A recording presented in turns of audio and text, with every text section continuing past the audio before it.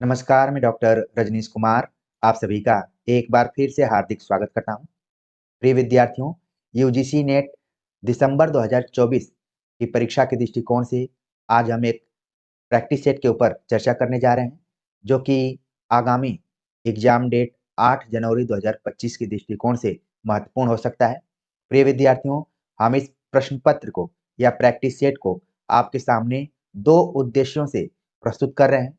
एक तो आप अभी तक जितनी भी तैयारी किए हुए हैं उसका रिवीजन हो जाएगा और अपना मूल्यांकन भी कर पाएंगे, और इस तरीके से आप पढ़ेंगे कि मानो आप एग्जाम हॉल में बैठे हुए हों, और इस प्रैक्टिस सेट को सुनकर आप लाभ उठाएंगे कि यदि कोई नया तथ्य आपको इसमें दिखाई पड़े तो भी एग्जाम में इससे मिलता जुलता हुआ तथ्य आए तो आप अपना दिमाग लगाते हुए वहां पर सही कर लें। प्रिय विद्यार्थियों, आप सभी के लिए मैं बेस्ट ऑफ लक बोलूंगा। जो भी विद्यार्थी इस एग्जाम में बैठने जा रहे हैं वो आराम से क्वेश्चन पेपर को पढ़ेंगे, समझेंगे, तब उसका उत्तर देंगे। तो चलते हैं, हम बात करते हैं उन 100 प्रश्नों के ऊपर जो कि ये मानकर चला जा रहा है कि आप एग्जाम हॉल में बैठे हैं और उनको हल कर रहे हैं। तो सबसे पहला प्रश्न आप यहाँ पर देख रहे हैं, पूछा गया है, स्थापना और तर्क पर आधारित है। स्थापना दी गई है कि नाटक केवल चाक्षुष यज्ञ है। तर्क दिया जा रहा है, आधुनिक मान्यता है कि नाटक में दृश्य की अपेक्षा श्रव्य तत्व कम महत्वपूर्ण होता है।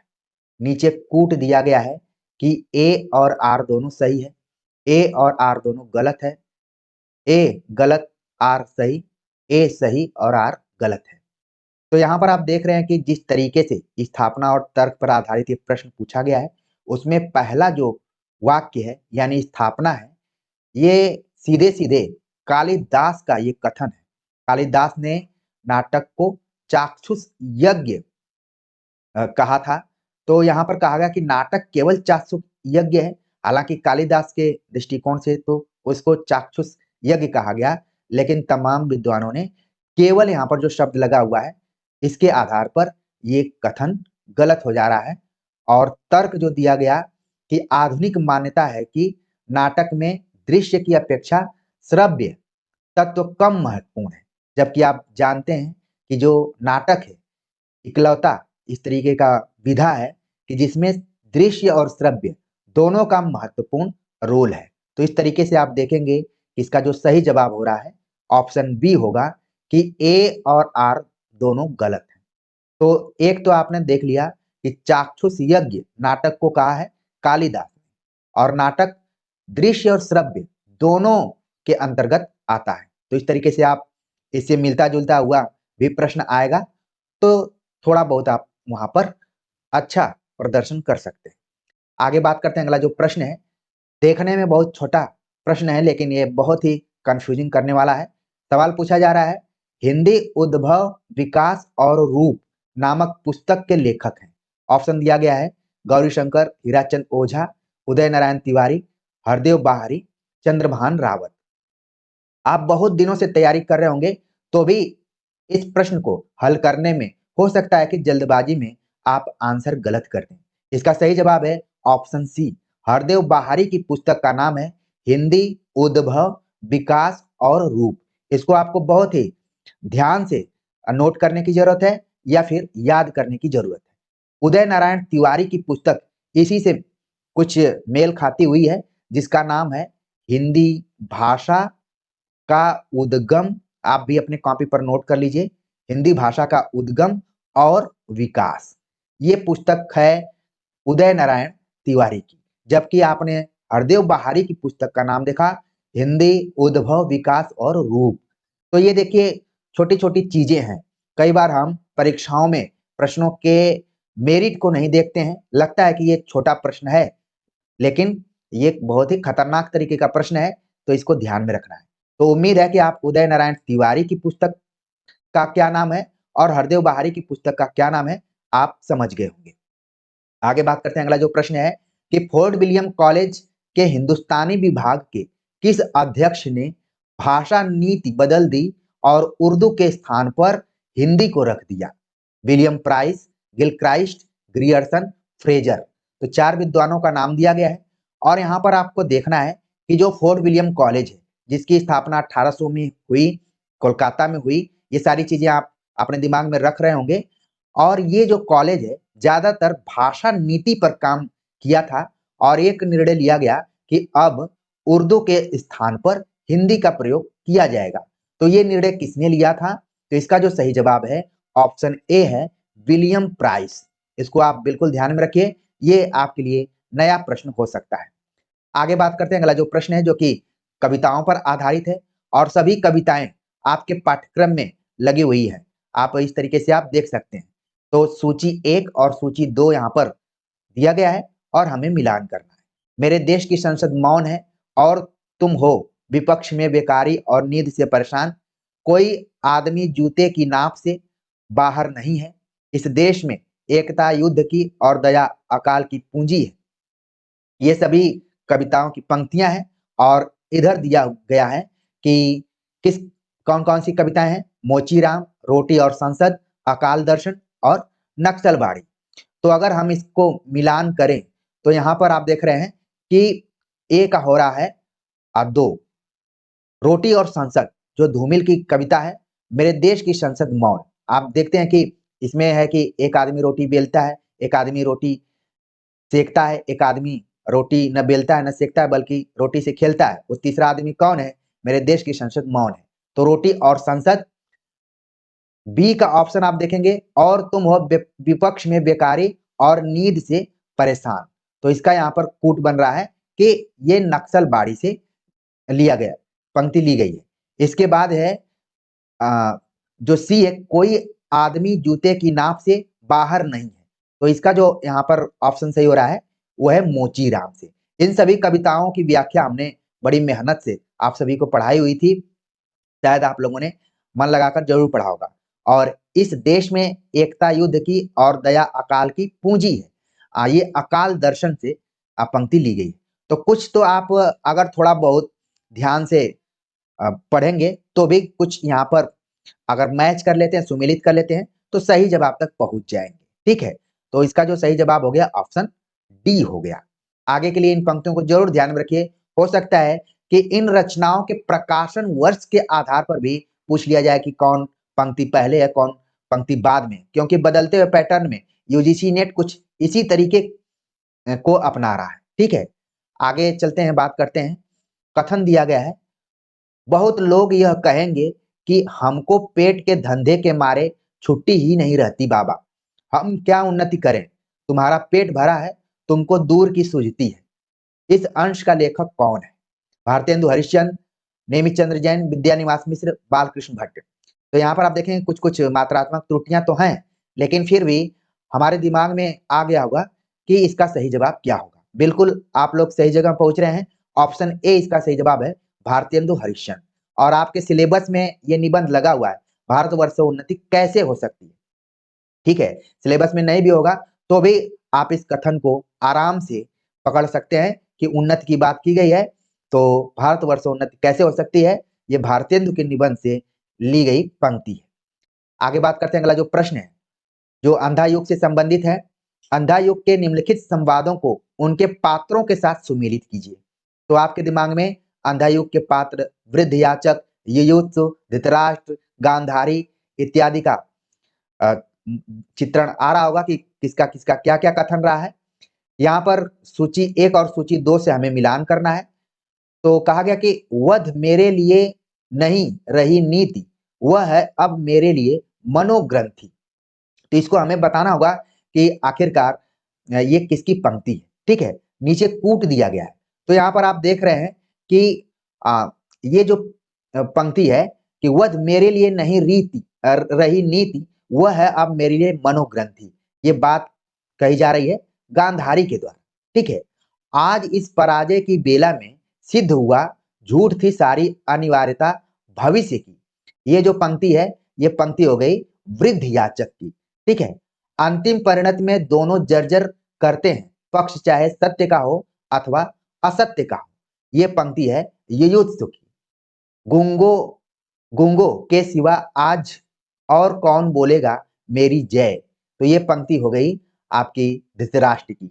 तो प्रिय विद्यार्थियों, आप देख रहे हैं कि ये पंक्तियां और जो पात्र दिए गए हैं, ये जब आप अंधा युग लाइन बाय लाइन पढ़ेंगे तो ज्यादा आप इसको अच्छे से कर पाएंगे। नहीं तो आप कम से कम इस प्रश्न पत्र के बहाने कुछ पंक्तियों को आप जरूर ध्यान में रखिए कि कौन किसने कही हुई है। ठीक है, तो इसका जो यहाँ पर सही जवाब हो रहा है ऑप्शन सी हो रहा है। सॉरी, आगे बात करते हैं। अगला जो प्रश्न है यहाँ पर, शब्दार्थो सहितो वक्र कवि व्यापार शालिनी वक्रता रूप में काव्य को इनमें से किसने देखा? महिम भट्ट, प्रभाकर भट्ट, कुंतक, भट्ट नायक। तो इसका सही जवाब, ये प्रश्न कई बार परीक्षाओं में आ चुका है, आप लोगों ने इसको याद भी कर लिया होगा कि कुंतक ने शब्दार्थो सहित वक्र कवि व्यापार शालिनी यानी वक्रता रूप में काव्य को देखने का प्रयास किया है, वो कुंतक है। और इनके सिद्धांत का भी नाम है वक्रोक्ति सिद्धांत। ठीक है, तो इसी हिसाब से देखना है। और शब्दार्थों सहितों से संबंधित भामह का भी नाम आता है। तो लेकिन इसमें आप थोड़ा सा आगे और देखेंगे तो जहां पर वक्र कवि व्यापार शालिनी शब्द का प्रयोग होगा तो कुंतक आप अपने दिमाग में रखेंगे। ये प्रश्न कई बार परीक्षाओं में आ चुका है। अगला प्रश्न है, जॉन स्टुअर्ट मिल की पुस्तक ऑन लिबर्टी का स्वाधीनता शीर्षक से किस लेखक ने अनुवाद किया है?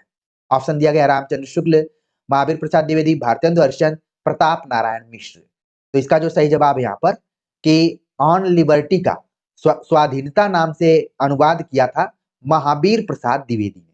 तो हो सकता है कि ये क्वेश्चन आपके लिए नया हो और यही मान लीजिए कि 8 तारीख के परीक्षा में आ जाएगा।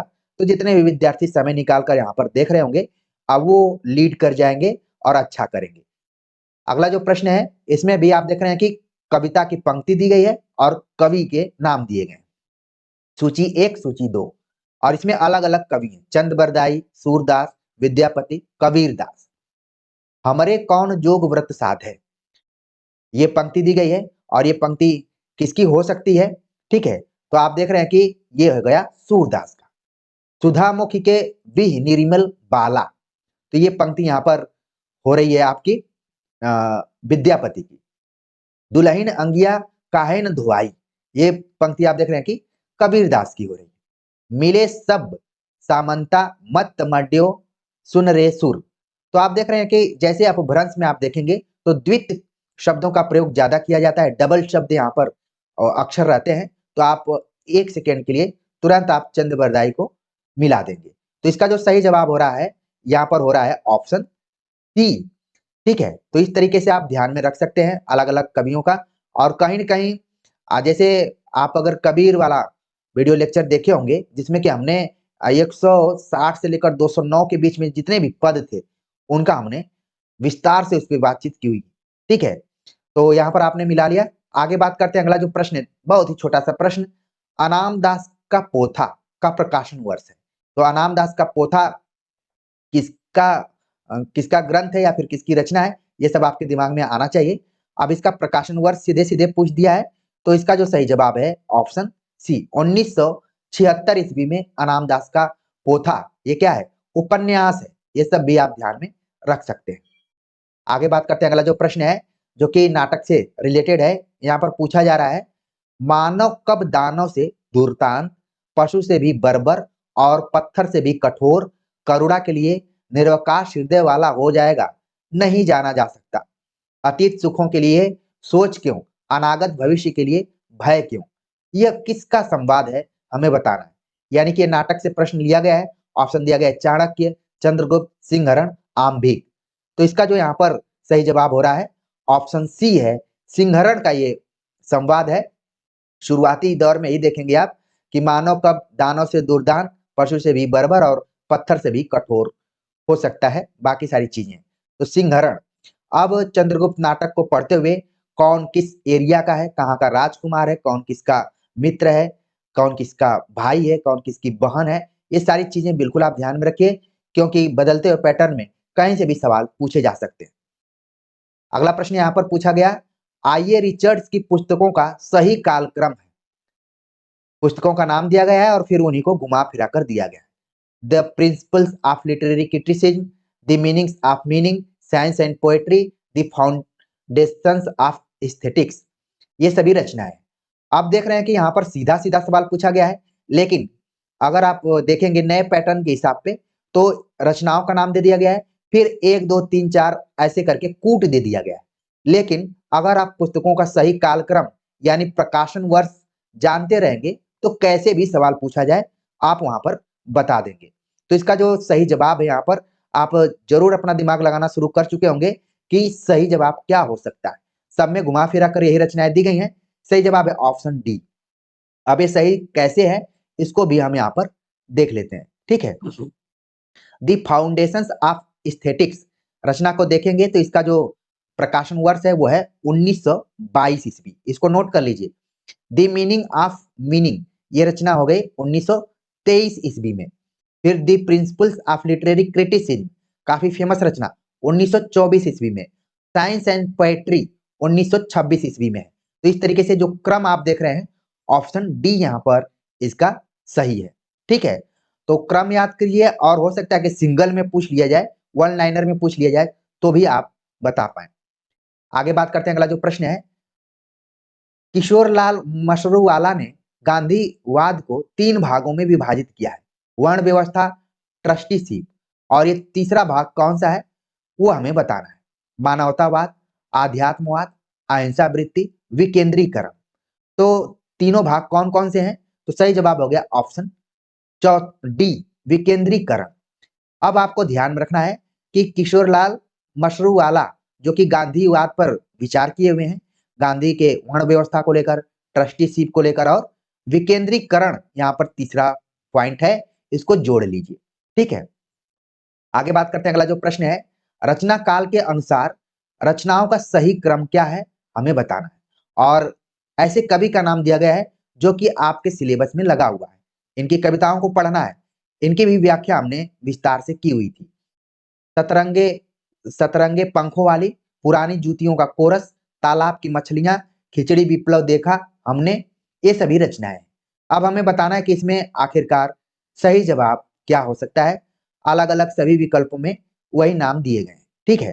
तो इसका यहाँ पर सही जवाब जो हो रहा है ऑप्शन बी है, यानी कि दूसरा है। अब कैसे है उसको हम देख लेते हैं। सतरंगे पंखों वाली का प्रकाशन 1959 में, तालाब की मछलियां का प्रकाशन 1975 ईस्वी में, खिचड़ी विप्लव का प्रकाशन 1980 में और पुरानी जूतियों का कोरस 1983 ईस्वी में प्रकाशन हुआ है। तो इस तरीके से सही जवाब क्या हो गया? ऑप्शन बी हो गया। प्रिय विद्यार्थियों, फिर से मैं कहूंगा कि अगर ये सारी चीजें आपको याद रहती हैं तो भले वो कूट पर आधारित नए पैटर्न पर पूछा जाएगा तो भी आप इन चीजों को आराम से बता देंगे, ठीक है। आगे बात करते हैं। अगला जो प्रश्न है पूछेगा कि इनमें से कौन सी कृति अमृतलाल नागर की है? दादा कामरेड, राग दरबारी, मुझे चांद चाहिए, सुहाग के नुपुर। तो यहाँ पर आप देख रहे हैं कि इससे आसान प्रश्न आपको मिलेगा ही नहीं। बस वहां पर ध्यान में रखना है और नहीं को ध्यान रखना है, ठीक है। कई बार हम जल्दबाजी में पढ़ देते हैं। सही जवाब हो गया ऑप्शन डी सुहाग के नुपुर। बाकी किसकी किसकी है ये सब बताने की जरूरत ही नहीं है, आपके दिमाग में वो सब खुद छप जा रही होंगी, ठीक। आगे बात करते हैं। अगला जो प्रश्न है जो पूछा जा रहा है कथन के आधार पर, श्रेष्ठ नाटक कविता के समान ही भाषा की व्यंजना शक्ति का, बिंबमयता का, सघनता और तीव्रता का, संगीत और लय का, शब्द और अभिव्यक्ति की अनिवार्यता का उपयोग करता है। यहाँ पर ध्यान में रखिए कि जो श्रेष्ठ नाटक कविता के समान ही भाषा की व्यंजना शक्ति का, बिंबमयता का, सघनता और तीव्रता का, संगीत और लय का, इसके बाद शब्द और अभिव्यक्ति की अनिवार्यता का उपयोग करता है। तो यहाँ पर 5 विशेषताएं बतलाई गई हैं और इन 5 विशेषताओं की चर्चा किसने की है? सवाल पूछा गया यह कथन किस समीक्षक का है? ऑप्शन दिया गया गिरीश रस्तोगी, दशरथ ओझा, नेमिचंद्र जैन, देवराज अंकुर। तो इसका जो यहाँ पर सही जवाब है ऑप्शन सी है, नेमिचंद्र जैन। आपने इनकी एक पुस्तक का नाम भी पढ़ा होगा, ठीक है। मैं लिख दे रहा हूं, आप यहाँ पर देख लीजिए, नटरंग। तो नेमिचंद्र जैन ने नाटक को लेकर काफी काम किया है और पत्र पत्रिकाओं का भी संपादन किया हुआ है। आगे बात करते हैं। अगला जो प्रश्न है पूछा जा रहा है कि नागरी लिपि सुधार समिति के संयोजक थे, कन्वेनर कौन थे? ऑप्शन दिया गया काका कलेलकर, शारदा चरण मित्र, सतीश चंद्र विद्याभूषण, महाराजा प्रताप नारायण सिंह, ठीक है। तो यहाँ पर हमें बताना है कि कौन संयोजक थे। सही जवाब है ऑप्शन ए। काका कालेलकर जो थे वो नागरी लिपि सुधार समिति के संयोजक थे। ठीक है, आगे बात करते हैं। अगला जो प्रश्न है, एडलर ने काम की जगह किसे महत्व दिया है? यानी कि अब तक हम जो मनोविश्लेषणवादी विचारकों को पढ़ रहे थे उसमें एडलर ने थोड़ा सा चेंज किया है। ठीक है, उसने काम की जगह किसे महत्व दिया हुआ है? ऑप्शन दिया गया है प्रेम, विचार, अंतर्द्वंद, अहम।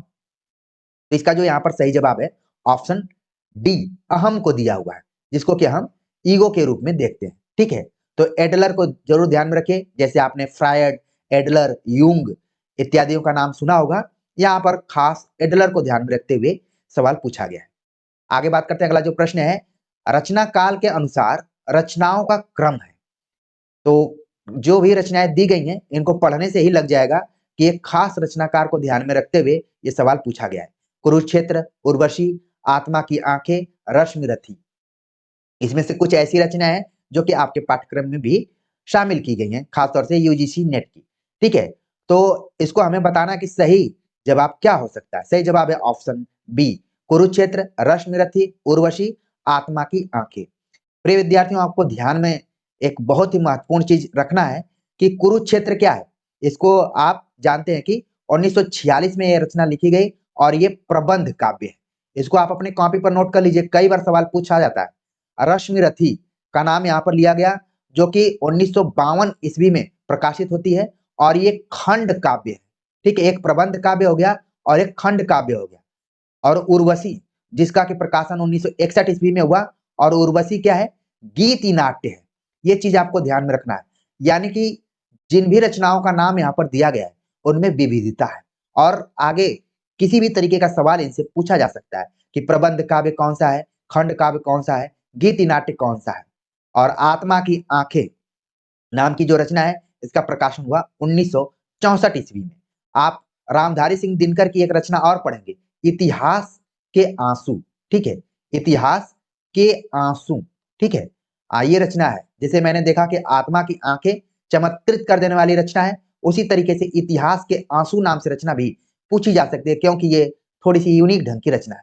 तो जो विद्यार्थी यहाँ पर देख रहे हैं वो तुरंत बता देंगे कि रामधारी सिंह दिनकर की ये रचना है।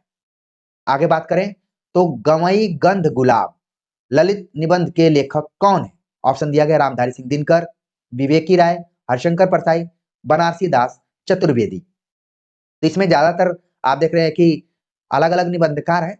तो इसका जो यहाँ पर सही जवाब है विवेकी राय। ठीक है, ललित निबंधकारों की जब भी बात की जाएगी तो विवेकी राय, कुबेरनाथ राय, ठीक है, और विद्यानिवास मिश्र, इन सभी का नाम आराम से लेते हैं और उसमें हजारी प्रसाद द्विवेदी को भी जोड़ सकते हैं। आगे बात करते हैं। अगला जो प्रश्न है, वह न जानती थी कि घड़ी मशीन है और इंसान मशीन नहीं।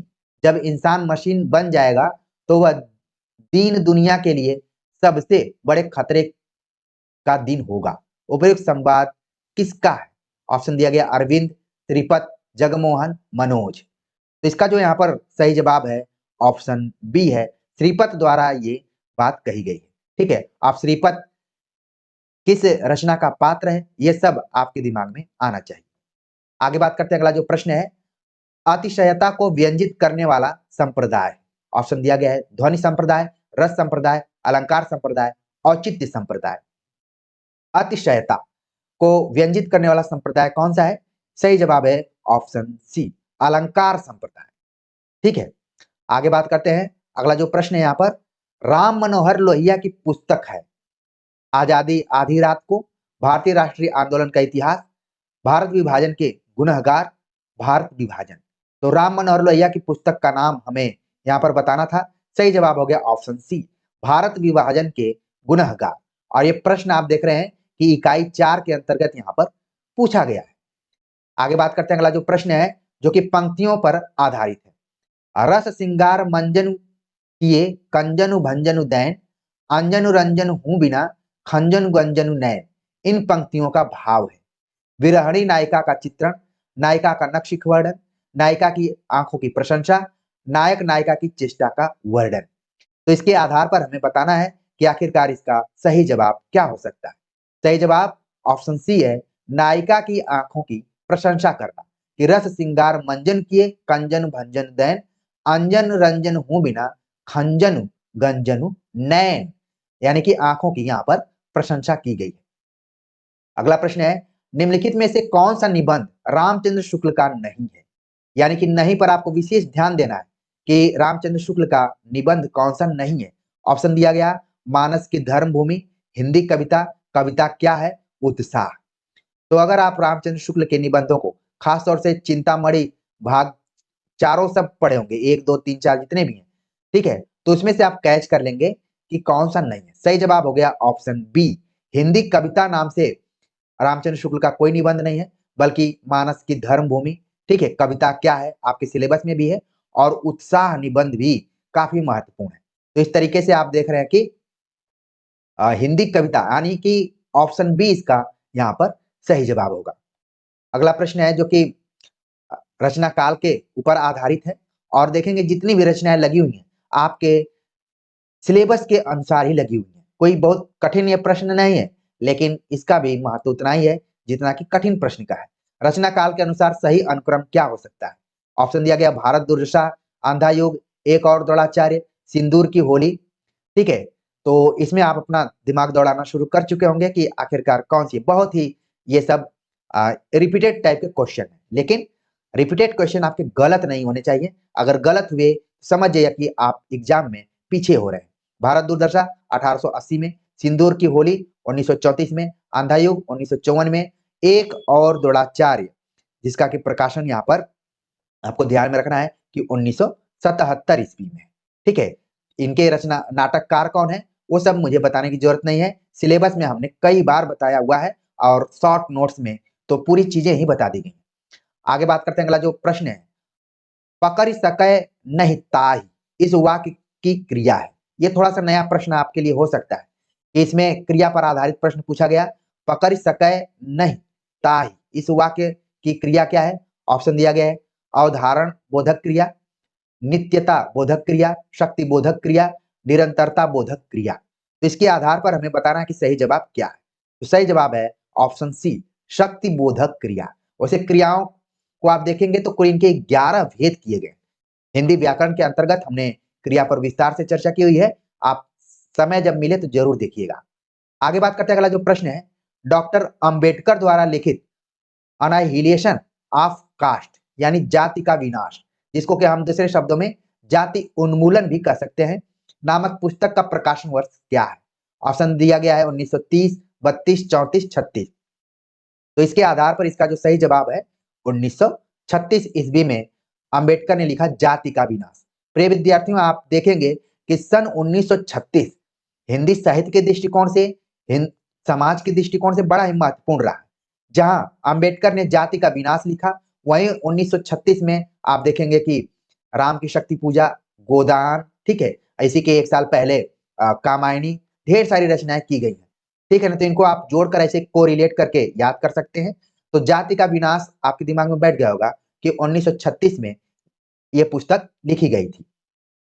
आगे बात करते हैं, अगला जो प्रश्न है, अबुझा लोग कहां लो बूझे बूझन हार विचारो, केते रामचंद्र तपसी से जिन जग यह भरमाया, केते कान भय मुरलीधर तिन भी अंत न पाया, मच्छ कच्छ बारह स्वरूपी बामन नाम धराया। इन पंक्तियों का भाव क्या है? ऑप्शन दिया गया, निर्गुण ईश्वर का विरोध, ईश्वर के अवतारों के बारे में बताना, ज्ञान का महत्व, मूर्ति पूजा का विरोध। तो एक तरीके से आप देख रहे हैं कि ये पंक्तियां कहीं न कहीं निर्गुण ब्रह्म से जुड़ी हुई प्रतीत हो रही हैं। इसमें इनका भाव यही है कि ईश्वर के अवतारों के बारे में बताया गया है, ठीक है, कि कैसे-कैसे ईश्वर ने कब-कब अवतार लिया। तो अवतारों के बारे में इन पंक्तियों में बताया गया है। अगला प्रश्न है कि महाभोज का प्रकाशन वर्ष है। ऑप्शन दिया गया 1976, 1972, 1979, 1975।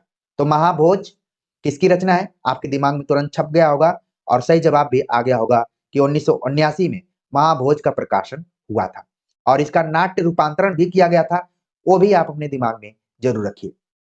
आगे बात करते हैं, अगला जो प्रश्न है, अंधा युग को आधारित बनाकर बनाया गया है, ठीक है। अंधा युग नाटक के अंकों का सही अनुक्रम क्या है?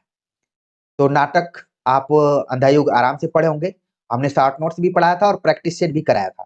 ठीक है, तो कुल 5 अंक इसमें हैं, उनके क्रम को भी आप ध्यान में रखे होंगे। कौरव नगरी, परशु का उदय, अश्वत्थामा का अर्ध सत्य, गांधारी का श्राप, और बीच में आप देखेंगे कि कुछ विराम इत्यादि की बात भी की गई है। ठीक है, उसमें बीच में अंतराल है, तो किन 2 अंकों के बीच में है, ये सब भी आप ध्यान में रख सकते हैं। तो इसका जो यहाँ पर सही जवाब हो रहा है वो ऑप्शन ए है कि पहले कौरव नगरी है, फिर परशु का उदय है, फिर अश्वत्थामा का अर्ध सत्य है, फिर गांधारी का श्राप है, और 5वां विजय क्रमिक आत्महत्या, इस तरीके से करके भी है। तो यहाँ पर 4 ही दिया गया है। ठीक है ना।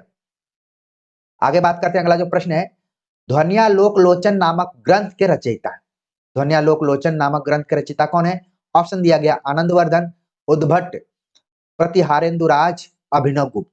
तो आप जानते हैं कि ध्वन्यालोक पर अभिनव गुप्त ने एक टीका लिखी हुई थी। ठीक है, अभिनव गुप्त इत्यादि उस जमाने के रिसर्च स्कॉलर के तौर पर जाने जाते थे। इन्होंने टीका लिखी है। सही जवाब हो गया ऑप्शन डी हो गया। अगला प्रश्न है, कोई भी लेखक न तो संपर्क संबंध विहीन हो सकता है न परिवेश निरपेक्ष। ये पंक्तियां किस रचना से जुड़ी हुई हैं? ऑप्शन दिया गया है, अरे यायावर रहेगा याद, मुर्दहिया, क्या भूलूं क्या याद करूं, एक कहानी, यह भी। तो इसका जो यहाँ पर सही जवाब है ऑप्शन डी हो गया, एक कहानी यह भी। अब ये सभी रचनाएं आप देख रहे हैं कि आपके सिलेबस से सीधे सीधे विकल्प के तौर पर उठाई गई हैं, और एक कहानी अभी के रचनाकार कौन है वो सब आप अपने दिमाग में रखे होंगे।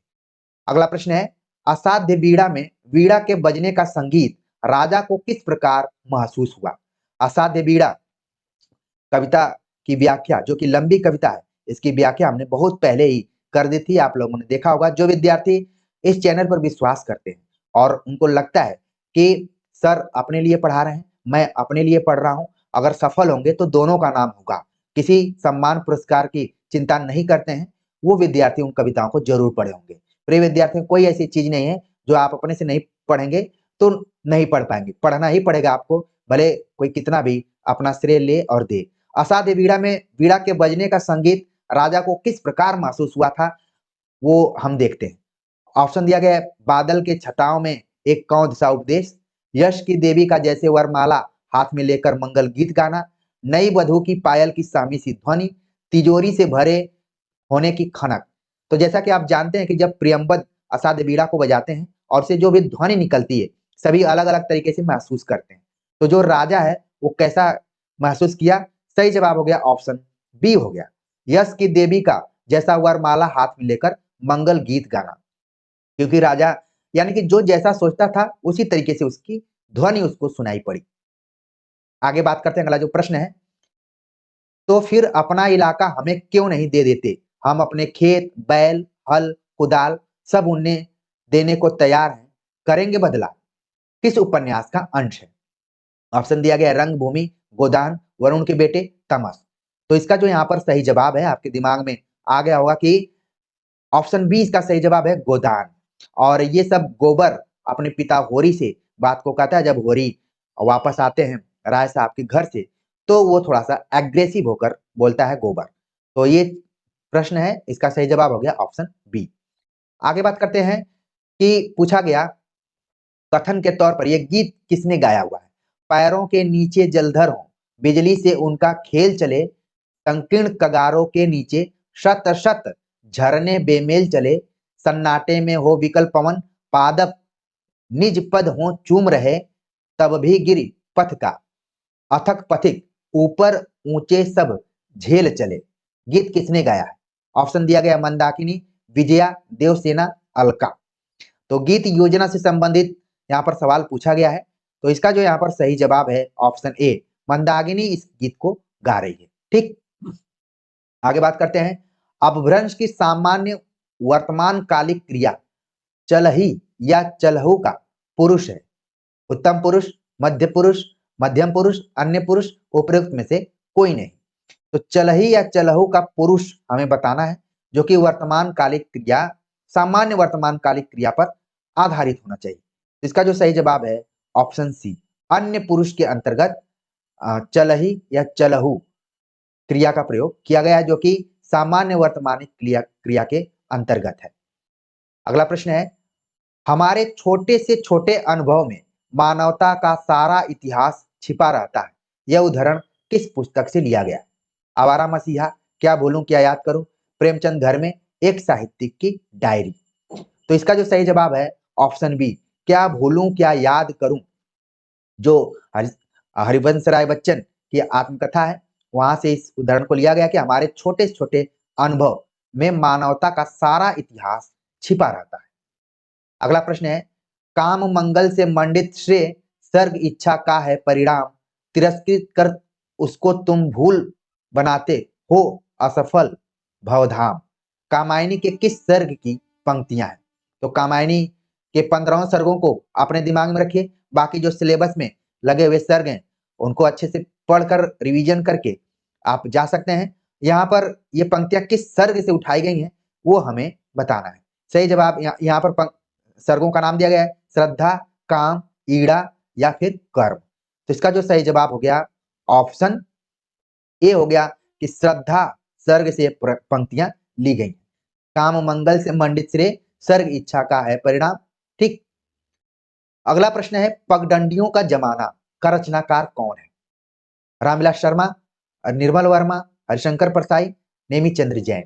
तो पगडंडियों का जमाना नाम से ही पता चल गया, ऑप्शन सी हरिशंकर परसाई इसका सही जवाब है। अगला प्रश्न है, विधवा विवाह हो रहा है लेकिन वैधव्य कहां मिट रहा है? अभी तक केवल वैधव्य की समस्या थी, अब तलाक की समस्या भी आ रही है। उक्त कथन किस नाटक का है?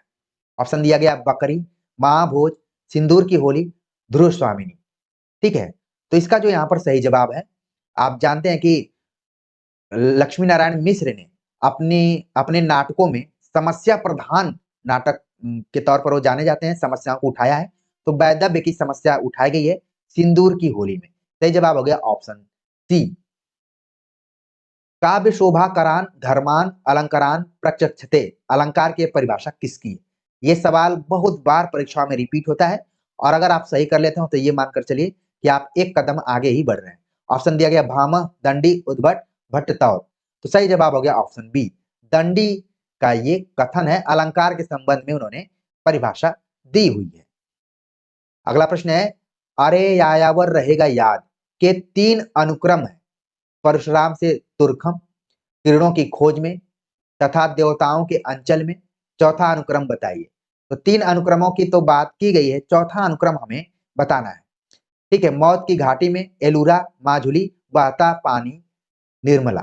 ठीक है, तो यहाँ पर आप देखेंगे कि अरे यायावर में कई अनुक्रम दिए गए हैं और हमें चौथा अनुक्रम बताना है। तो इसका जो सही जवाब है ऑप्शन ए है, मौत की घाटी में।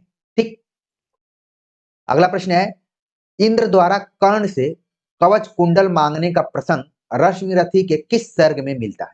यानी कि जैसा कि आप जानते हैं कि जो कर्ण था वो बहुत दानी था और इंद्र उसे छल कपट करते हुए उसका कवच कुंडल ही मांगते हैं। रश्मिरथी यानी रामधारी सिंह दिनकर की रचना के किस सर्ग में इसका उल्लेख है? ऑप्शन दिए गए तृतीय, सप्तम, पंचम, चतुर्थ। तो इसका जो सही जवाब है यहाँ पर ऑप्शन डी है, चतुर्थ सर्ग में इसका उल्लेख मिलता है। और रश्मिरथी में कुल कितने सर्ग हैं, कब प्रकाशन हुआ है, किस तरीके का ये ग्रंथ है, ये सभी चीजें भी आप अपने मन मस्तिष्क में रखिए। अगला प्रश्न है, सूनी घाटी का सूरज का प्रकाशन वर्ष है? ऑप्शन दिया गया 1992, 1987, 1972, 1986। तो इसका जो सही जवाब है यहाँ पर ऑप्शन बी है, 1987 में इसका प्रकाशन हुआ, सूनी घाटी का सूरज। अगला प्रश्न है, नहीं बर्दाश्त है तो बुलाती क्यों हो ऐसे लोगों को घर में, जिनके आने से हम जितने छोटे हैं उससे और छोटे हो जाते हैं अपनी नजर में। आधे अधूरे के किस पात्र का ये कथन है? ठीक है, आधे अधूरे आपके सिलेबस में भी लगा हुआ है और यहाँ पर जो कथन दिया गया है हमें बताना है कि किसका कथन है। ऑप्शन दिया गया पुरुष 1, पुरुष 4, लड़का, छोटी लड़की। ठीक है, तो इसका सही जवाब है यहाँ पर ऑप्शन सी है, लड़का द्वारा ये बात कही गई है कि नहीं बर्दाश्त है तो बुलाती क्यों हो ऐसे लोगों को। अब वो लड़का कौन है उसका भी इसमें नाम है। ठीक है ना, आपने इसको पढ़ा होगा तो ध्यान में बातें आ रही होंगी। अगला प्रश्न है कि कित्तो जित्तो जैसा सार्वनामिक विशेषण किस भाषा का है? कित्तो जित्तो, तो बघेली, मेवाती, पहाड़ी, ब्रजभाषा, यानी कि ये किसी न किसी बोली के शब्द हैं, उन्हें हमें बताना है। सही जवाब हो गया ऑप्शन डी, ब्रजभाषा से ये सार्वनामिक विशेषण के तौर पर प्रयुक्त हुए हैं, कित्तो जित्तो। ठीक है, आगे बात करें तो आवारा मसीहा के प्रथम पर्व का शीर्षक है उद्गम, प्रस्तुति, आगमन, दिशाहारा। तो यहाँ पर इसका जो सही जवाब है ऑप्शन डी है, दिशाहारा। ठीक है, शॉर्ट्स जो नोट्स हमने अपलोड किए थे, सब में जो भी महत्वपूर्ण तथ्य हैं उनको कलेक्ट किया था। जो विद्यार्थी कंसंट्रेट होकर पढ़ना चाहते थे और उन्होंने शायद दोहराया होगा, ऐसी मैं उम्मीद कर सकता हूं। अगला प्रश्न है, छायावाद उस राष्ट्रीय जागरण की अभिव्यक्ति है जो एक ओर पुरानी रूढ़ियों से मुक्ति चाहता था और दूसरी ओर विदेशी पराधीनता से। तर्क दिया गया कि छायावादी कवि रूढ़ियों का विद्रोह साहित्यिक एवं सामाजिक स्तर पर बराबर करते रहे। इसमें आप देख रहे हैं कि जो कथन है ये सीधे सीधे नामवर सिंह के कथन को उठा लिया गया है। इनकी पुस्तक है छायावाद, वहीं से इस कथन को उठाया गया है। ठीक है, अब हमें बताना है कि इसमें कौन सही है और कौन गलत है। तो तर्क और स्थापना दोनों क्या है, सही है।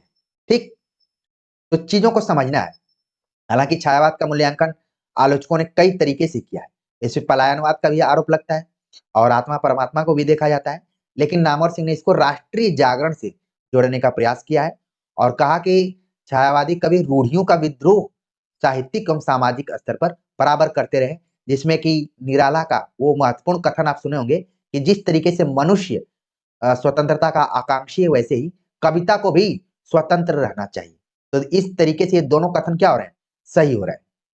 अगला प्रश्न है, मेरा विश्वास है कि कल नहीं तो परसों हम अर्थात पुरानी पीढ़ी का युवा और मेरे बाल खिल्लित छात्र छात्राएं अर्थात नई युवा पीढ़ी दोनों मिलकर इस शासन एवं व्यवस्था के पुतली घर की नृत्य कन्याओं के कथक नृत्य को साथ साथ संचालित करेंगे।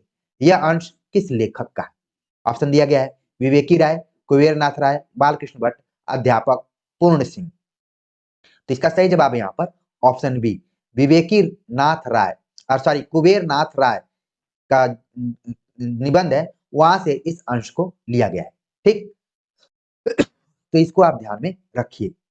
अगला प्रश्न है, हिंदी में साहित्य इतिहास लेखन की सर्वाधिक लोकप्रिय पद्धति कौन सी रही है? ऑप्शन दिया गया विधेयवादी पद्धति, वर्णानुक्रम पद्धति, सांस्कृतिक पद्धति, कालानुक्रमी पद्धति। तो तमाम पद्धतियों को लेकर हमने भी इतिहास लेखन पर विचार किया है।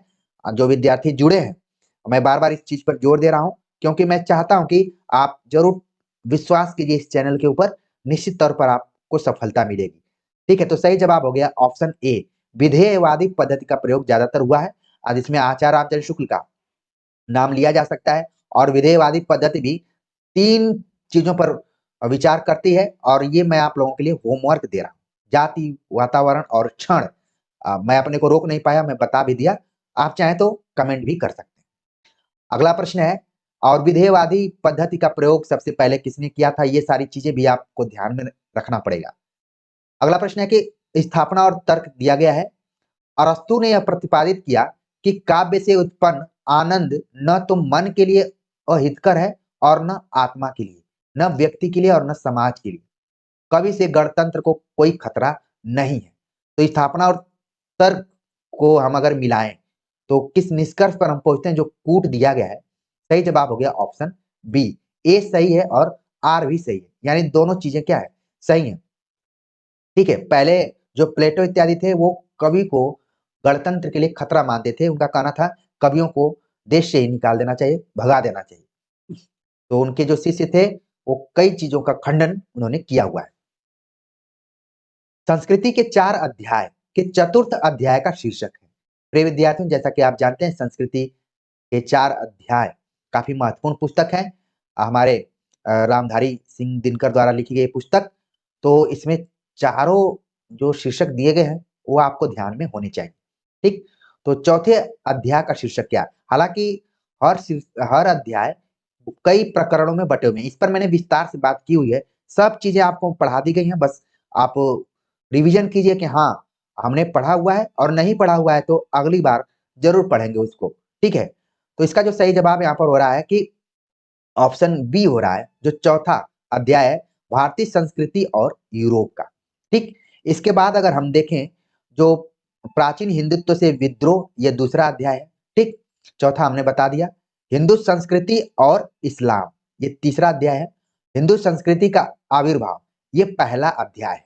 तो मान लीजिए यहाँ पर तो सीधे सीधे पूछ लिया गया, और आप जाते हैं 8 जनवरी 2025 को एग्जाम में बैठने के लिए, तो यही चीज ऐसे ऐसे दे दिया जाएगा। यहाँ पर बी लिख दिया जाएगा, फिर सी लिख दिया जाएगा, फिर डी लिख दिया जाएगा, फिर नीचे का कूट 1 2 3 4 ऐसे दे दिया जाएगा। ठीक है, तो भी अगर आपका कॉन्सेप्ट क्लियर है तो भी आप बता देंगे। चीजों को आप हो सकता है कि समझ पा रहे होंगे जैसा कि मैं बताना चाहता हूँ। ठीक है, आगे बात करते हैं। अगला जो प्रश्न है, पात्रों के साथ कहानी को सुमेलित कीजिए। कहानियां दी गई हैं, ईदगाह, एक टोकरी भर मिट्टी, कानों में कंगला और दुलाई वाली। ठीक, तो हमें मिलान करना है कि भाई कौन पात्र किससे। तो जो पहले आता है आप उसको मिला लीजिए। जैसे विधवा का जिक्र किया गया, एक टोकरी भर मिट्टी। सी का 2 आप देख रहे हैं कि ऑप्शन एक इकलौता है। ठीक है, तो यहाँ पर इसका सही जवाब ज्यादातर चांस है सी होने का। ठीक, इसके अतिरिक्त हम देख लेते हैं, वंशीधर का संबंध किससे है? दुलाई वाली से। इसके बाद नरेंद्र का संबंध किससे है? जो कानों में कंगना कहानी है उसी का एक कथावाचक है। एक तरीके से नरेंद्र कहानी को सुना रहा है। और अमीना का संबंध किससे है? ईदगाह से। तो सही जवाब हो गया ऑप्शन। ठीक है, इससे अब मान लीजिए बदलते हुए पैटर्न में सवाल कैसे पूछा जाएगा। वंशीधर, नरेंद्र, विधवा, अमीना, ये नाम दे दिए जाएंगे और पूछा जाएगा कि इनका क्रम बताइए। ठीक है, तो यदि आपको ये सब पता रहेगा कि कौन कहानी कब लिखी गई, ठीक है, तो उसको आप आराम से बता देंगे। ठीक है ना, जो भी है सब चीजों को आप याद करके रखिए, उसी हिसाब से आप बता देंगे। पेपर आता है तो बड़े बड़े लोगों का दिमाग खुल जाता है। आप लोग तो तैयारी में ही लगे हैं। आगे बात करते हैं। अगला जो प्रश्न है यहाँ पर, मैं नहीं जानता देवी, मैंने इतना ही सुना है कि कोई युगत भद्र नामक भिक्षु पास के विहार में रहते हैं। इस कथन का लेखक कौन है? ऑप्शन दिया गया, जगदीश चंद्र, हजारी प्रसाद द्विवेदी, श्रीलाल शुक्ल, अमृतलाल नागर। तो इसका जो यहाँ पर सही जवाब है ऑप्शन बी, हजारी प्रसाद द्विवेदी। ठीक है, तो इस तरीके से आप देख रहे हैं कि बाण भट्ट की आत्मकथा से ये कथन लिया हुआ प्रतीत लग रहा है। ठीक है ना, तो इसको आप ध्यान में रख सकते हैं। अगला प्रश्न है कि भारतेंदु की किस रचना में खड़ी बोली का प्रयोग हुआ है? देखने में प्रश्न छोटा है लेकिन है खतरनाक। ऑप्शन दिया गया है, प्रेम मालिका, गीत गोविंदानंद, दशरथ विलाप, उर्दू का श्यापा। तो किस रचना में खड़ी बोली का प्रयोग किया गया है उसे हमें बताना है। सही जवाब हो गया ऑप्शन सी, दशरथ विलाप। आगे बात करते हैं। अगला जो प्रश्न है, देवनागरी के कंप्यूटरीकरण का श्रेय जाता है किस संस्थान को जाता है? IIT Kharagpur, IIT Madras, IIT Delhi, IIT Kanpur. तो इसका जो सही जवाब है ऑप्शन डी है, आईआईटी कानपुर को देवनागरी लिपि को कंप्यूटरीकृत करने का श्रेय जाता है। अगर कानपुर ने काम नहीं किया होता तो शायद आज हम टाइप भी नहीं कर पाते। अगला प्रश्न है, प्रेमचंद घर में पुस्तक के आधार पर प्रेमचंद घर से चुनारगढ़ किसके साथ पहुंचे? यानी पहले तो रचना का नाम बताया गया है, ये सब सारी चीजें आपके दिमाग में आ गई होंगी कि कब लिखी गई थी, कौन लिखा है। ठीक है ना, और यहाँ पर कहा गया कि प्रेमचंद घर से चुनारगढ़ किसके साथ पहुंचे थे? विजय बहादुर, विनय बहादुर, राय बहादुर, अजय बहादुर। तो कोई न कोई बहादुर था जिसके साथ वो गए थे। अब हमें बताना है कि भाई वो कौन सा आदमी था। सही जवाब हो गया ऑप्शन ए, विजय बहादुर। तो इसको आप नोट कर सकते हैं। अगला प्रश्न है, कहानी संग्रहों पर है कि कहानी संग्रहों के साथ रचनाकारों का मिलान कीजिए। क्षणजीवी, अगिनखोर, प्रतिध्वनि, गांधी टोपी। तो इसमें अगर आप एक से अधिक जानते हैं या फिर एक दो भी जानते हैं तो भी आप बता देंगे। जैसे अगिनखोर, ठीक है, तो फणीश्वरनाथ रेणु। बी का 4 हो गया, तो आप देख रहे हैं बी का 4 दो दो जगह है, तो फिर से एक चलना पड़ेगा आपको। प्रतिध्वनि, ठीक है, तो जयशंकर प्रसाद का हो गया। ठीक, तो आप देख रहे हैं कि सी का हो गया, यहाँ पर सी का, बी का 4, बल्कि यहाँ पर मैं बताना चाहिए था बी का 4 है तो यहाँ पर दो दो है। ठीक है, तो सी का हो गया 1, तो सी का 1 आप देख रहे हैं एक जगह, तो इसका मतलब इसका जो सही जवाब हो रहा है डी हो रहा है। ठीक, तो और मिलान कर लेते हैं हम। ए का 3 हो गया, क्षणजीवी ज्ञान रंजन का। गांधी टोपी जो कहानी संग्रह है वो है राधिका रमन प्रसाद सिंह। ठीक है ना, तो देखिए ये सब प्रश्न कम ही पूछे जाते हैं लेकिन कभी भी चकमा देने के लिए आ सकते हैं, तो क्यों ना हम इनको ध्यान में रखें। अगला प्रश्न है कि कटीले तारों के आर पार के लेखक कौन है? कटीले तारों के आर पार के लेखक कौन है?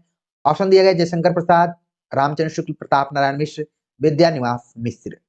तो इसका सही जवाब हो गया ऑप्शन डी, विद्यानिवास मिश्र। रीति मुक्त कविता की प्रमुख प्रवृत्ति स्वानुभूति और स्वच्छंदता, कवि शिक्षा, अलंकृति, विरोध वैचित्र्य। तो रीति मुक्त कविता की प्रमुख प्रवृत्ति के तौर पर क्या हो सकता है, इसको बताने की जरूरत ही नहीं है। सही जवाब है ऑप्शन ए, स्वानुभूति और स्वच्छंदता। जहां पर स्वच्छंदता शब्द लगा हो सीधे सीधे आप रीति मुक्त कविता से उसको जोड़ सकते हैं। सही जवाब हो गया ऑप्शन ए। अनुप्रास युक्त रसवाही भाषा विषयक विशेषता किस काव्य गुण में पाई जाती है? सही जवाब हो गया प्रसाद गुण, ओज गुण, माधुर्य गुण, कांति गुण। तो अनुप्रास युक्त रसवाही भाषा किसमें पाई जाती है? सही जवाब हो गया ऑप्शन सी, माधुर्य गुण में। ठीक, गुणों की संख्या कुल कितनी होती है अलग अलग आचार्यों ने मानी है, लेकिन मुख्य तौर पर आपने पढ़ा कि प्रसाद, प्रसाद, माधुर्य और ओज है। अगला प्रश्न है, मेरी तिब्बत यात्रा पुस्तक में तिब्बत में चौथी बार का वर्ष क्या है? मेरी तिब्बत यात्रा पुस्तक में तिब्बत में चौथी बार का वर्ष क्या है? ऑप्शन दिया गया 1929, 1930, 1938, 1935। तो इसका जो यहाँ पर सही जवाब हो रहा है कि 1938। ठीक, अगला प्रश्न है, निर्मल वर्मा के कहानी संग्रहों का सही क्रम क्या है?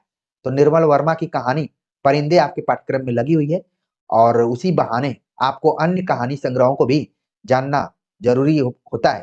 तो उसी को ध्यान में रखते हुए यहाँ सवाल बना हुआ है, हमें बताना है कि सही ऑप्शन इसका क्या है। ठीक, तो सबसे पहले अगर हम देखें तो इसका जो सही जवाब यहाँ पर हो रहा है वो हो रहा है कि इसका सही जवाब है ऑप्शन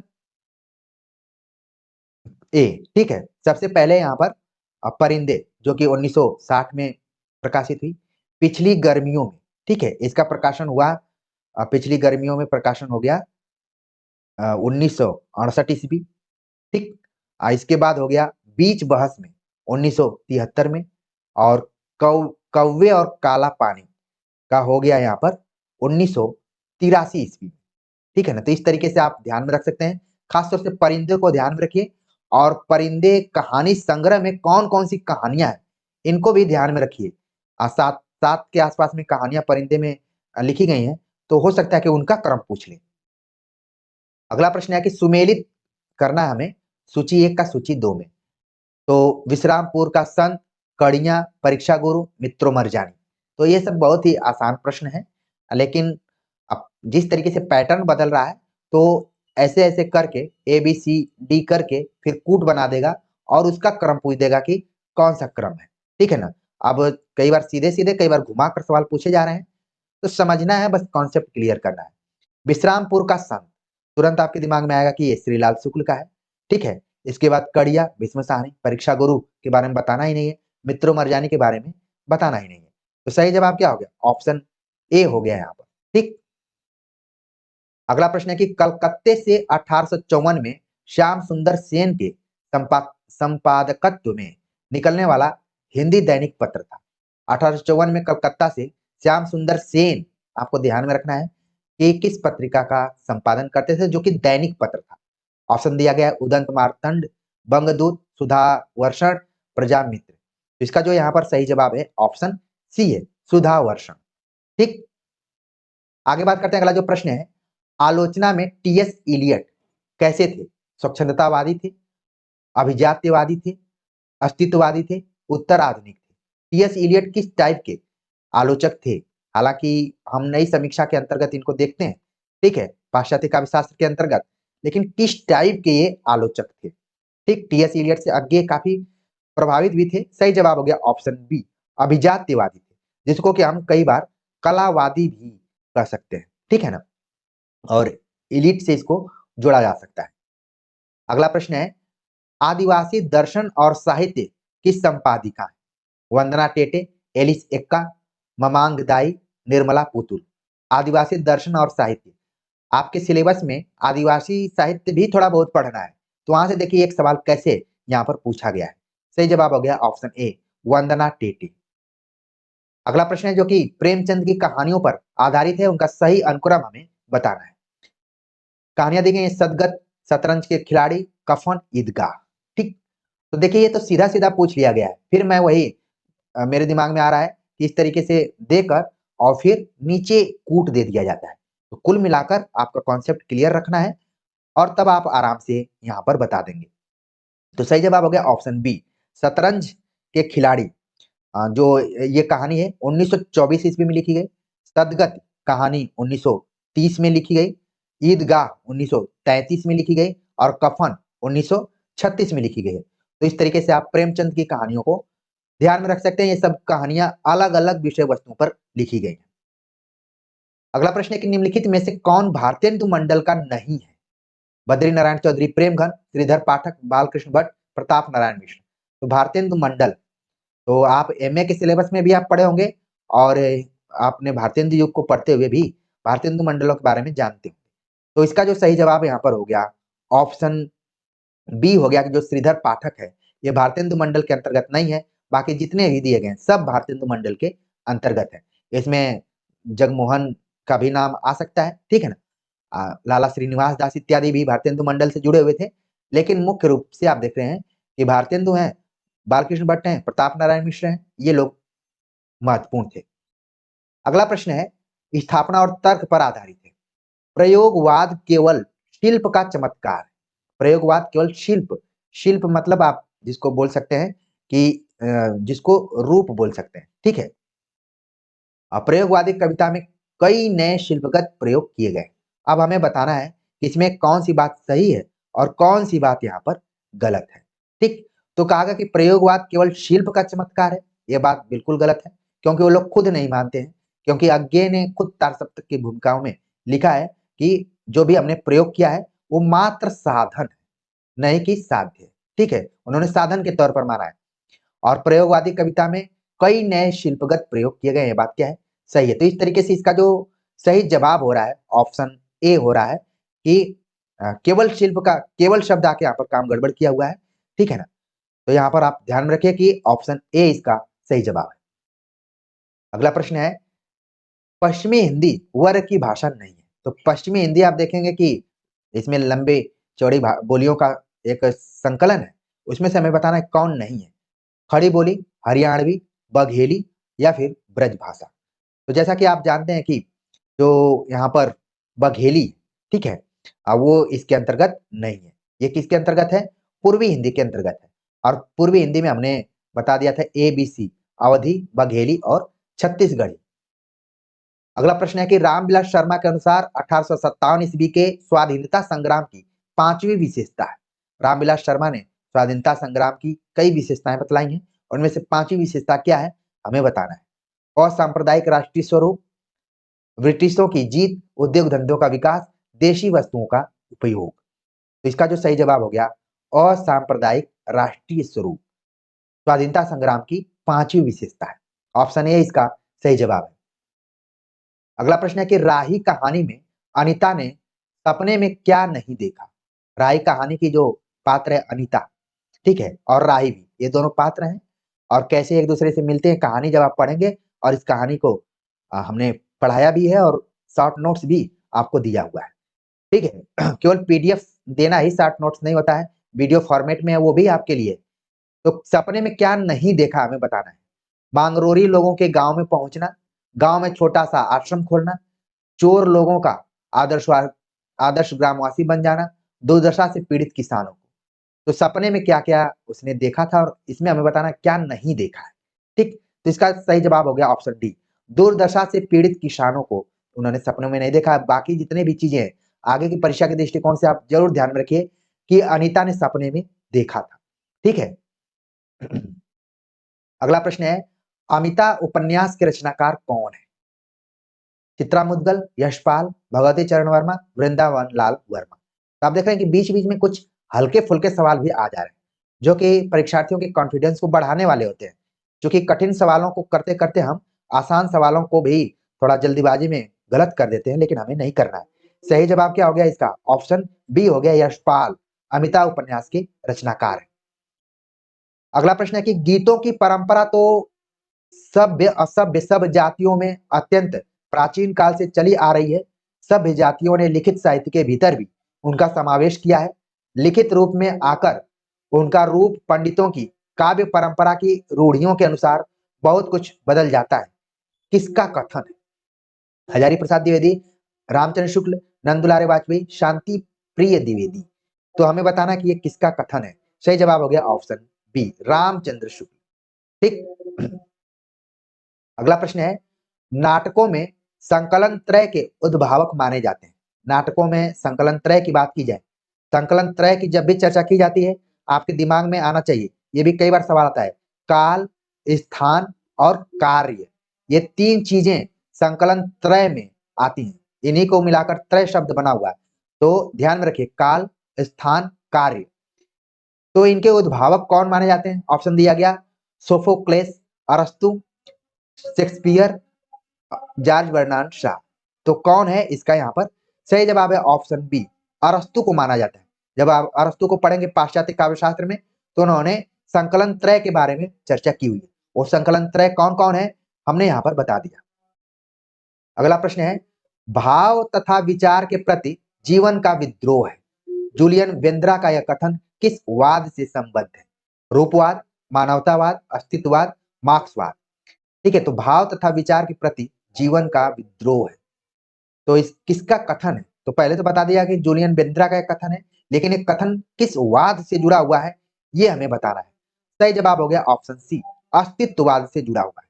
अस्तित्ववाद की जब भी चर्चा की जाती है तो सार्त्र का नाम आपके दिमाग में आता है। ठीक है, लेकिन यहाँ पर जूलियन वेंद्रा का भी संबंध अस्तित्ववाद से ही है। अगला प्रश्न है, प्रतिशोध और प्रेम की भावना किस कहानी के केंद्र में? अमृतसर आ गया है, आकाशदीप, राही, उसने कहा था। तो बहुत ही आसान सा प्रश्न है, लेकिन परीक्षाओं के दृष्टिकोण से ये भी उतना ही महत्वपूर्ण है जितना ही कठिन है। सही जवाब हो गया यहाँ पर ऑप्शन बी, आकाशदीप। आकाशदीप कहानी को लाइन बाय लाइन हमने पढ़ाया हुआ है, उसमें बताया कि प्रतिशोध और प्रेम की भावना है। ठीक है, सही जवाब हो गया ऑप्शन बी। अगला प्रश्न है, स्थापना और तर्क पर आधारित जिस प्रकार आत्मा की मुक्तावस्था ज्ञान दशा कहलाती है, उसी प्रकार हृदय की मुक्तावस्था रस दशा कहलाती है। हृदय की इसी मुक्ति की साधना के लिए मनुष्य की वाणी जो विधान करती आई है उसे कविता कहते हैं। प्रिय विद्यार्थियों, ये सवाल न जाने कितनी बार परीक्षाओं में पूछा जा चुका होगा, और जो कोचिंग वाले हैं वो कितनी बार आपको रटा चुके होंगे।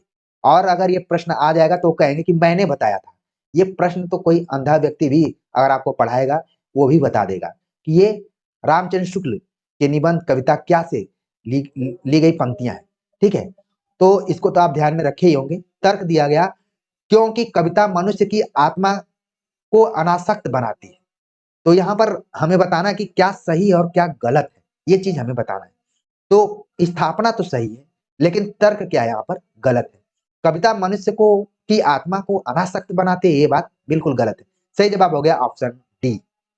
ठीक है, तो इसी तरीके से आप याद करके जाइए। इस बार ये कथन स्थापना और तर्क में पूछा गया है, हो सकता है कि वन लाइनर में भी पूछ लिया जाए, या फिर पूछ लिया जाए कि किस निबंध से इसको लिया गया है। तो किसी भी तरीके से आएगा आप तुरंत वहां पर बता देंगे। अगला प्रश्न है, हिंदी साहित्य में हालावाद का आगमन किस साहित्य से हुआ है? अंग्रेजी, संस्कृत, बांग्ला, फारसी। हालावाद की जब भी चर्चा की जाती है तो उसमें आप देखेंगे कि हरिवंश राय बच्चन और उनकी रचनाओं का नाम प्रायः आ जाता है, लेकिन इसका आगमन किस साहित्य से हुआ है यहाँ पर हमें बताना है। तो इसका जो यहाँ पर सही जवाब है कि आप देख रहे हैं कि ऑप्शन डी है, फारसी। आपने पढ़ा होगा कि उमर खयाम की रचनाओं से ये प्रभावित थे। ठीक है, रुबाइयां शब्द का प्रयोग बार बार किया जाता है, उससे प्रभावित होकर हरिवंश राय बच्चन ने हाला जैसी रचनाओं को लिखा है। अगला प्रश्न है जो कि बहुत ही खतरनाक है, देखने में बहुत ही छोटा है, लेकिन हमें बताना है, चौगुना विशेषण है क्रम संख्यावाचक, आवृत्ति संख्यावाचक, पूर्ण संख्यावाचक, अपूर्ण संख्यावाचक। तो चौगुना विशेषण से संबंधित ये सवाल पूछा गया है, और ये यूजीसी नेट के दृष्टिकोण से महत्वपूर्ण है। साथ में आप देखेंगे आरओ एआरओ परीक्षाओं के लिए भी महत्वपूर्ण है। तो इसका जो सही जवाब है ऑप्शन बी, आवृत्ति संख्यावाचक। ठीक है, बार बार जैसे 2 गुना, 3 गुना, 4 गुना, 5 गुना, तो क्या हो रहा है, आवृत्ति हो रही। अगला प्रश्न है, the end of the history and the last man नामक पुस्तक के लेखक हैं।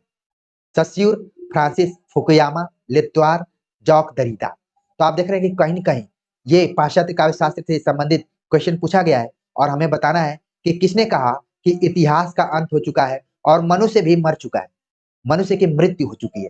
आपने वन लाइन सब किताबों में सारी चीजें पढ़ी होंगी, लेकिन ये पुस्तक ही है कि the end of the history and the last man. ठीक है, तो यहाँ पर आप देख रहे हैं कि इसका जो सही जवाब हो गया ऑप्शन बी हो गया, फ्रांसिस फुकुयामा। ठीक है, अक्सर आप देखेंगे जो जेएनयू के विद्यार्थी हैं, कई बार उन्होंने इन किताबों का अध्ययन भी वो लोग कर लिए हैं। हमारे सीनियर इस मामले में काफी आगे हुआ करते थे। अब मैं नहीं बता पाऊंगा कि जेएनयू का स्तर क्या है। आजकल तो मैं देखता हूँ कि जेएनयू के विद्यार्थी भी किसी न किसी यूट्यूबर को अपना श्रेय देते हैं कि हमने फला की वजह से नेट जेआरएफ निकाला। अभी हाल फिलहाल में आपने देखा कि हालांकि यूजीसी नेट में कोई रैंकिंग नहीं होती है, ये चिंता की बात है। कई टीचर भी झूठ बोलते हैं कि मेरा फर्स्ट रैंक था। जिस दिन अगर बोल दे कोई कि यूजीसी नेट में मेरा फर्स्ट रैंक था, उसी दिन उसकी कोचिंग आपको छोड़ देनी चाहिए कि ये व्यक्ति आगे भी बहुत झूठ बोलता रहेगा। यूजीसी नेट में कोई रैंकिंग नहीं होती है। हाँ, सीएसआईआर जो साइंस वाली परीक्षा होती थी उसमें पहले रैंकिंग हुआ करती थी। ठीक है ना, तो ये सारी चीजें भी आप ध्यान में रखिए। कई बार कोचिंग वाले बहुत झूठ भी बोलते हैं और फॉर्म भी भरे रहते हैं तो भी बोल देते हैं कि मैं सेलेक्ट हो चुका था। तो इन झूठी चीजों से जरूर बचिए। प्रिय विद्यार्थियों, कई बार मैं सत्य बातें कह देता हूँ, बहुत सारे बच्चे नहीं पचा पाते हैं, लेकिन अंत में उनको खुद पता चलेगा कि सही कौन था। आगे बात करते हैं। अगला जो प्रश्न है, कोई नहीं जानता था कि कौन सा कदम ठीक होगा और कौन सा गलत। एक और पाकिस्तान बन जाने का जोश था तो दूसरी ओर हिंदुस्तान के आजाद होने का जोश। ये वाक्य किस कहानी के? ऑप्शन दिया गया, दुनिया का सबसे अनमोल रत्न, उसने कहा था, सिक्का बदल गया, अमृतसर आ गया है। ठीक है, तो किस कहानी से ये वाक्य लिया गया है? आपने कहानियां जरूर पढ़ी होंगी, आपका दिमाग भी दौड़ने लगा होगा कि हमने इसे अमृतसर आ गया कहानी में पढ़ा था। सही जवाब हो गया ऑप्शन डी। अगला प्रश्न है, हिंदुस्तान की आजादी हिंदुओं के लिए होगी, आजाद पाकिस्तान में ही मुसलमान आजाद होंगे। यह अंश किस उपन्यास का है? ऑप्शन दिया गया, झूठा सच, राग दरबारी, टोपी शुक्ला, तमस। तो राग दरबारी तो आपको बिल्कुल काट देना है। ठीक, यहाँ पर झूठा सच और तमस में से कोई एक इसका सही जवाब हो सकता है। सही जवाब तक आप पहुंच गए हैं। सही जवाब है ऑप्शन डी, तमस। अगला प्रश्न है, निम्नलिखित रचनाओं को उनके रचनाकारों के साथ सुमेलित कीजिए। हिंदी साहित्य की भूमिका, हिंदी साहित्य का आलोचनात्मक इतिहास, उत्तर भारत की संत परंपरा, हिंदी साहित्य का दूसरा इतिहास। इन सभी किताबों की चर्चा मैं अपने वीडियो लेक्चर में करता रहा हूं। मुझे मिलाने की बहुत ज्यादा जरूरत नहीं है। आप बातों ही बातों में इनको मिलाना शुरू कर चुके होंगे और सही उत्तर तक पहुंच गए होंगे। अगर मैं उत्तर बताऊंगा भी तो आपके साथ नाइंसाफी ही करूंगा। फिर भी परीक्षाओं से जुड़े हुए हैं तो मैं बता देता हूं, ऑप्शन बी इसका सही जवाब है। ठीक, आगे चलते हैं। अगला जो प्रश्न है, एक साहित्यिक की डायरी में किस अनुक्रम का उल्लेख नहीं है? एक साहित्यिक की डायरी आपके सिलेबस में लगी हुई बेहतरीन रचना और इसमें कई शीर्षक शामिल किए गए, उसमें से हमें बताना है कि कौन सा शीर्षक नहीं है। कलाकार की व्यक्तिगत ईमानदारी, विशिष्ट और अद्वितीय काव्य की रचना प्रक्रिया, सड़क को लेकर एक बातचीत। तो इसका जो यहाँ पर सही जवाब है ऑप्शन सी, काव्य की रचना प्रक्रिया को लेकर कोई यहाँ पर अनुक्रम नहीं है और बाकी जितने भी नाम दिए गए सभी क्या है? सही जवाब हो गया ऑप्शन सी। अगला प्रश्न है कि हमें सर्वनाम में कौन सा कारक है? हमें, हम कई बार बोलते हैं, हमें सर्वनाम में कौन सा कारक है? जैसा कि आप जानते हैं हिंदी व्याकरण में कारकों की संख्या कुल 8 है, उसमें से बताना कि कौन सा कारक है हमें में। कर्म, संप्रदान, संबंध, अधिकरण। तो इसका जो सही जवाब है यहाँ पर ऑप्शन ए, कर्म संप्रदान। ठीक, अगला प्रश्न है, निम्नलिखित में तीसरी कसम का पात्र कौन नहीं है? तीसरी कसम का पात्र कौन नहीं है? नहीं पर हमें जोर देना है। ऑप्शन दिया गया, हीरामन, बिरजू, लाल मोहर, पलटदास। तो तीसरी कसम उर्फ मारे गए गुलफाम, कहानी आपके दिमाग में आ गई होगी, उसकी कथा वस्तु भी आ गई होगी। तो बिरजू जो है ये इस कहानी का पात्र नहीं है, बल्कि लाल पान की बेगम नामक जो कहानी है रेणु की, उस कहानी का पात्र है बिरजू। ठीक है, बिरजू की माँ, अब काफी चर्चित पात्र। तो ये ऑप्शन बी इसका सही जवाब हो गया। अगला प्रश्न है, भीष्म साहनी के उपन्यासों का सही अनुक्रम। तो भीष्म साहनी के उपन्यास प्राय परीक्षाओं में आते रहे हैं और यहाँ पर भी हमें बताना कि इसका सही जवाब क्या हो सकता है। तमस, बसंती, कुंतो, झरोखे। ठीक है, कई जगह पर झरोखा भी लिखा रहता है। तो इसे हमें बताना है कि इसका सही जवाब क्या हो सकता है। सही जवाब है ऑप्शन, आपके दिमाग में आना शुरू हो चुका होगा, ऑप्शन बी। ठीक है, झरोखे का जो प्रकाशन हुआ 1967 ईस्वी में, तमस जो कि आपके सिलेबस में ही है 1973 ईस्वी में, 1980 में बसंती, 1900 आप देखेंगे 93 में कुंतो। तो इन रचनाओं को ध्यान में रखिए, यहाँ पर सीधे सीधे पूछी गई है, हो सकता है कि ये कूट पर भी आधारित पूछी जाए।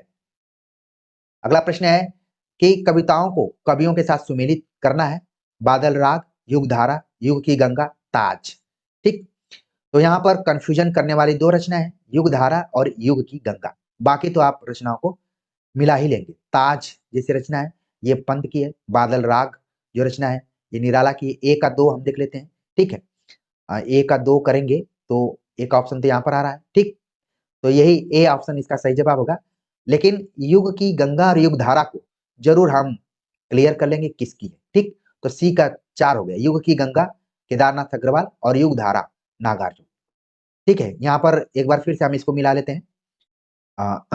युग धारा ठीक नागार्जुन का हो गया, और युग की गंगा केदारनाथ अग्रवाल, ताज ये। तो इस तरीके से इसका सही जवाब क्या हो गया, ऑप्शन ए हो गया।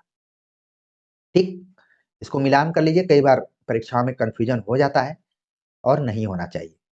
ठीक है, चलिए आगे बात करते हैं। नई समीक्षा से संबद्ध समीक्षक हैं John Crowe Ransom, Ben Jonson, Benedetto Croce, Jacques Derrida. तो नई समीक्षा से संबंधित कौन है, इसका सही जवाब है यहाँ पर ऑप्शन ए, जॉन क्रोरेंसम। अगला प्रश्न है, मुर्दहिया आत्मकथा के अनुक्रम का शीर्षक अकाल से संबद्ध। कौन सा ऐसा शीर्षक है जिसमें अकाल की चर्चा की गई, अकाल और जीवन, अकाल में धीरज, अकाल और मनुष्यता, अकाल में अंधविश्वास। तो मुर्दहिया आत्मकथा जो कि तुलसीराम की आत्मकथा है। ठीक है, तो उसमें से हमें बताना है कि कौन सा ऑप्शन अकाल से रिलेटेड। सही जवाब हो गया ऑप्शन डी, अकाल में अंधविश्वास। अगला प्रश्न है कि दुलाई वाली कहानी प्रथम बार किस पत्रिका में प्रकाशित हुई। ऑप्शन दिया गया सरस्वती, चांद, सुधा, रूपाव। तो दुलाई वाली कहानी जो है वो सरस्वती पत्रिका में प्रकाशित हुई थी। ऑप्शन ए इसका सही जवाब है। अगला प्रश्न है कि सुमेलित करना है, बबूल और कैक्टस, मानव सभ्यता का विकास, महाकवि की तर्जनी, ठेले पर हिमालय। तो ये सभी रचनाएं, रचनाकारों के नाम दिए गए, धर्मवीर भारती, रामदर्श मिश्र, रामविलास शर्मा, कुबेरनाथ राय। ठीक, तो इसको हम मिला लेते हैं, धर्मवीर भारती, ठेले पर हिमालय। ए का 4। तो देख रहे हैं कि ऑप्शन डी इसका यहाँ पर सही जवाब है। ठीक है, यूजीसी नेट का पैटर्न कितना भी बदल रहा हो, लेकिन कुछ कुछ ऐसे आसान सवाल जरूर पूछे जा रहे हैं। कई बार हम कठिन सवालों को हल करते करते आसान सवालों को भी मतलब उसमें घबरा जाते हैं, तो घबराना नहीं। ठीक, रामदरस मिश्र का हो गया बबुल और कैक्टस, रामविलास शर्मा का हो गया यहाँ पर मानव सभ्यता का विकास, कुबेरनाथ राय का हो गया महाकवि की तर्जनी। तो डी का 3 हो गया। ठीक, आगे बात करते हैं, संस्थानों का मिलान करना हमें, फोर्ट विलियम कॉलेज, केंद्रीय हिंदी निदेशालय, नागरिक प्रचारणी सभा, हिंदी साहित्य सम्मेलन। तो पहले तो इन सभी का हमें मतलब वो भी याद होना चाहिए कि कौन कब कब है। ठीक है ना, अपने हिसाब से आप इसको जरूर ध्यान में रखिए, तब आपको पढ़ने में मजा आएगा और मिलाने में भी मजा आएगा। फोर्ट विलियम कॉलेज कई बार बताया जा चुका है, कलकत्ता में। केंद्रीय हिंदी निदेशालय आप देखिए नई दिल्ली, नागरिक प्रचारणी सभा वाराणसी, हिंदी साहित्य सम्मेलन इलाहाबाद यानी प्रयाग। तो इसका जो सही जवाब यहाँ पर हो रहा है 96 का जो होगा वो ऑप्शन ए होगा। ठीक है ना, अगला प्रश्न है कि दक्षिणी हिंदी के की गद्य रचना सबरस के लेखक कौन। दक्षिणी हिंदी की गद्य रचना सबरस के लेखक कौन है, बंदा नवाज, मुल्ला वजही, शाहबाज हुसैनी, बुरहानुद्दीन जानम। ठीक है ना, तो हमें बताना है कि सही जवाब क्या होगा। सही जवाब है मुल्ला वजही। सबरस बहुत ही फेमस रचना है मुल्ला वजही की। अगला प्रश्न है जो पूछा जा रहा है कि मैं सब बुराई ओढ़े रहूंगी पर तुम्हें बुरा न कहने दूंगी, नहीं बुरा बनने दूंगी। यह कथन किसका है। मैं सब बुराई ओढ़े रहूंगी, ऑप्शन दिया गया रमणिका गुप्ता, शिवरानी देवी, मन्नू भंडारी, कृष्णा सोबती। तो इसका जो यहाँ पर सही जवाब है ऑप्शन ए है रमणिका गुप्ता। और इनकी जो भी रचना आपके सिलेबस में लगी हुई है वो आपके दिमाग में आ गई होगी। अगला प्रश्न है स्थापना और तर्क पर आधारित है। पूछा जा रहा है स्थापना के तौर पर दरअसल 50 के आसपास मतलब 1950, ठीक है ना, इस चीज को आपको ध्यान में रखना है। दरअसल 50 के आसपास हिंदी कहानी के क्षेत्र में जिस नएपन ने जन्म लिया वह कोई चमत्कृत कर देने वाला तत्व न होकर सहज और स्वाभाविक प्रक्रिया है जो अपनी साहित्यिक पृष्ठभूमि का परिणाम है। तर्क दिया जा रहा है, काल गतिमान है अतः परिवर्तन अनिवार्य है और जीवन का पर्याय भी है। तो इसमें हमें बताना है कि कौन सी बात सही है और कौन सी बात गलत है।